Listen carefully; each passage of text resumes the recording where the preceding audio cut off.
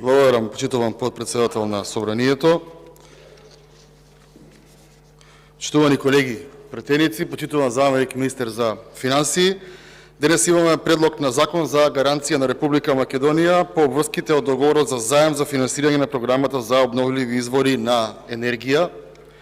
И не знам зошто на заменик министерот му беше тешко да стане и уште еднаш да го образложи ова со цел јавноста да знае зашто и како се задолжува државата, бидејќи навистина се продолжува еден проект, треба да се каже кога започнал, кој го започнал, добро е што го продолжувате и многу е важно да имаме подобра и оптимална искористеност на природните ресурси со цел производство на поголеми количини на енергија, кои што ќе ги добиеме по цена која што е многу поевтина од онаа која што ја купувате на пазарите, и добро е да се каже дека со овакви проекти започнати пред 10 години, дека ќе нема ни потреба да крадете струја од меѓународните енергетски пазари, дека државата, ако сака, може да направи нешто за себе, и дека со ревитализацијата се очекува да се добие зголемување на инсталираната моќност од минимум 13,5 мегавати, со што би дошле до некаде околу 47,5 гигават часови. И тоа е предлогот на закон, кој што претпоставувам дека владата требаше да ни го образложите овдека. Многу интересно е тоа што на прв поглед кога ќе се види законов за гаранции го потпишал првиот заменик председател на владата, ни повеќе ни помалку доктор Артан Груби. Не знам зошто. Па доктор, вака физиономија кој ќе му видите, академик. Но ајде да одиме на посериозни теми. Како што кажа и преходните колеги, колегата Стојановски, ова ќе го продолжиме и ќе го поддржиме. Но, штувани колеги од мнозинството, тука има некои работи кои што ова собрание мора да ги дискутира, има некои работи за кои што оваа влада мора да одговара.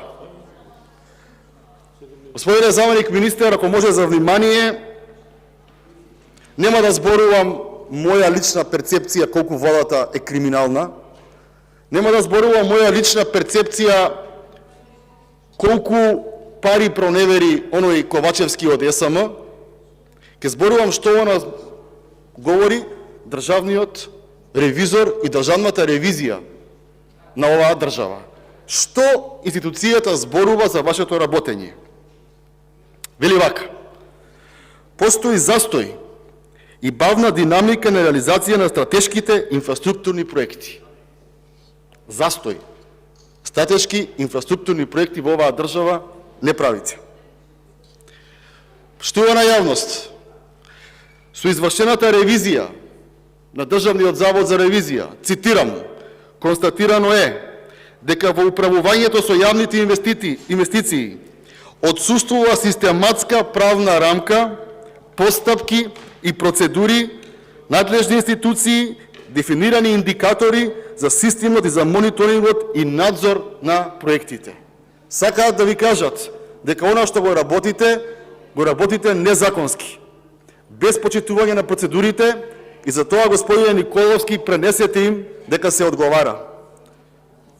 Понатаму, Државниот завод вели, цитирам, главните проекти на оваа држава се гледаат на децентрализиран начин, на кој не постои сеопфатна слика за напредокот и имплементацијата. Тоа значи дека не се знае кој јаде, кој пие и кој плаќа во владата, а милиони и милиарди трошите. Понатаму, вели, регулативата од областа на градење во целост не придонесува за ефикасна имплементација на меѓународните проекти со ФИДИК услови за градба. Македонската институција ви вели дека не работите согласно меѓународни стандарди и за тоа се одговара. Понатаму, Државен завод за ревизија ви констатира дека имате отстапувања од градбата, отстапувања од проектите и од тоа како треба да изгледаат истите, кажете им дека и за ова се одговара. Потоа вели, ревизорите утврдија дека кај субјектите кои се надлежни за реализација на проектите, проектната документација не е резултат на системски, технички, економски и финансиски анализи. Сака да ви каже Државен завод за ревизија, немате системска, техничка и економска анализа, затоа што почитувана јавност, тендерите не се прават по правила, по ФИДИК, туку се прават согласно желбите и потребите на кланот на Заеви, на другарчињата овдека од Скопје, и затоа Државен завод констатира дека и тоа е проблем, и погодете што и за ова се одговара. Понатаму, велат дека со анализа на приходите на ЈП за државни патишта утврдиле дека приходите се помали од вредноста на вкупните инвестиции на годишно ниво. Тоа значи дека, и ги зборува годините 2020-2021. Тоа значи дека кога почнал проектот, приходите биле поголеми, почнал да се работи проектот, дошле криминалциве на власт, пола пари ги украле, и сега имате проблем со регулативата и со домашното законодавство и со меѓународните договори кои што сте ги превземале. Ревизорите утврдија, цитирам, дека мнозинството на проектите кои се реализираат од страна на ЈП државни патишта се започнати во периодот 2014-2016 година. Или да повторам уште еднаш, господине заменик министер, институцијата државен ревизор констатира дека мнозинството од проектите активни во оваа држава се започнати во периодот 2014-2016 година. Тука е колегата Владо Мисајовски, тогаш тој ги водел тие проекти, од тогаш наваму или се закочени, или се забавени, или нешто довршувате, а сте 6 години на власт. Затоа ќе дојде некој како вас овдека, бидејќи она чаушини ми е срамота и ми е срам да дојдат да зборуваат за овие теми, и ова не е моја перцепција, не е констатација на опозицијата, ова е државен документ по кој што многу луѓе утре ќе си имаат проблеми со тоа што го прават денес. Понатаму, вели дека проектите имаат бавна динамика на реализација која се должи на слабостите на техничките решенија како дел од документацијата, раскинување на договори со изведувачи од разни причини, покренување на постапки пред меѓународна арбитража, пречки и така натаму и така натаму. Од суета раскинувавте договори, од суета не продолжувавте проекти, од суета голем дел од проектите ги забавувавте.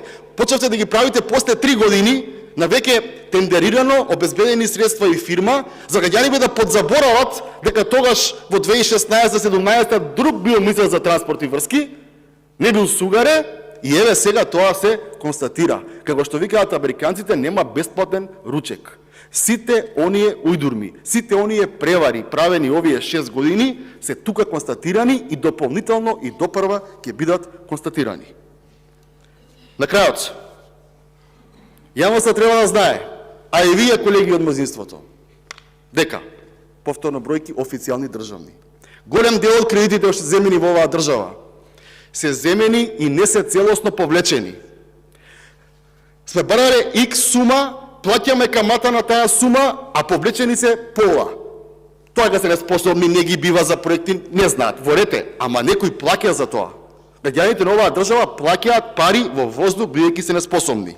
Така, например, за проектот модернизација во земјоделие, 45 милиона евра се невземени, а плаќаме камати.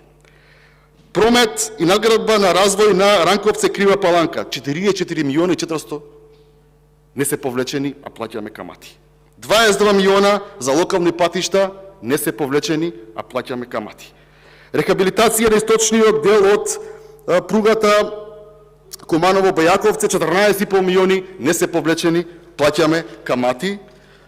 Понатаму, проектот за финансирање на мали и средни предпријатија, 100 милиона не ви се повлечени, фирмите едва преживуваат од први до први и треба се помогне и тие пари да се повлечат.